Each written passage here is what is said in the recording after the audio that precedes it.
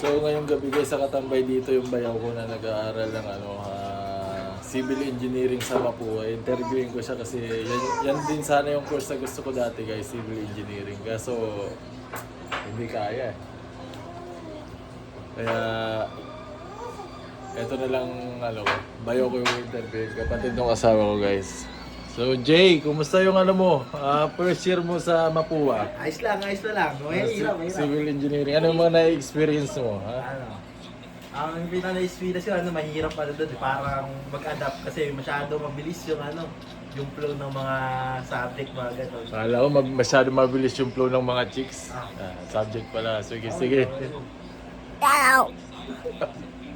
Ano ba? Totoo ba yung engineering ay more on mathematics? Puro math. Mahirap nga pag puro math kasi di naman ako masyadong sa math eh. Kumbaga lang. Maalam na ako sa math pero di masyadong magaling. Pero ayun, sa kasi engineering ngayon, yung mga math nila para higher na, hindi katulad sa mga high school na kahit natuturo din yung ganung math. Kumbaga parang pag tinuturo sa high school yung math, parang mababa ang klase lang. Hindi pa masyadong mataas. Pag sa engineering sa Mapua. Sa Mapua, sa engineering sa Mapua. Kaya dapat pag mag-engineering ka, hindi lang yung alam mo lang na mag-stay ka lang sa alam mo na kasi pag tungtong mo doon sa engineering na yun, lahat ng alam mo lang, hindi talagang kasyang-kasya. Kailangan talagang mag-a-advance reading ka para makasabay ka sa iba. Oh, yun.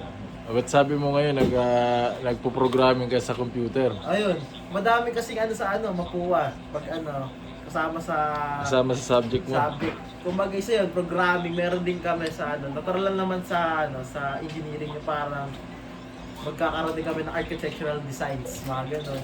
Pero hindi siya yung forte namin, kumbaga. Kumbaga parang pinaparano sa amin yung ibang field, gano'n. Meron din kami susunod saan. Pero second year natin, third year, mga geology sa mga lupa, alamin namin kung iba't ibang klaseng lupa. Iba ako sa magandang tayuan yung mga bahay, sa kung anong mga pwesto. Gagawan ba ako ng bahay, Jay? Palalim ha, ayoko ng palubog. Bunker. Bunker, yung bahay ko guys soon, pag-engineer na to, God's will. Hindi siya pa ibabaw yung taas, palalim yung taas. So, kailan ka magsi-second year, Jay? Sa August, second year na ako. Second year na. Ilan taon lang ba yung na yan? Nung nakaraan kasi, sa Mapua, bumalik sila sa TRISEM. Kumbaga ngayon, may parang experimental year. Ngayon, next year, ibabalik nila sa Quadsem. Kaya magiging 3 taon. 2 taon na lang yung aralin kung buunin ko sa Mapua. Bali, 3 taon lang overall yung magiging mabilis. God bless you, Jay. So, galingan mo, Jay, ha? Siyempre, Godspeed tayo. Ikaw yung gagawa ng bahay ng mga to, ng dalawang makulit na to, tsaka ni Adi. So ayan, God bless you, Jay. Thank you. Dinadalangin ko yung tagumpay mo kay God, Yahweh, in Jesus' name, amen. So ayan guys, may podcast kami dito sa bahay. Ano kayong dalawa? Gusto nyo rin ba ng mga engineer, about engineer? Pag malaki ka na? Business. Ano business mo? Engineer? Ikaw, Jayden? Basketball? Ako, business mo yung basketball? Oo. Business yun. So, yan guys. Bye-bye, good night. Simpleng content lang dito sa loob ng bahay habang kumakain yung asawa kong maganda. Good night.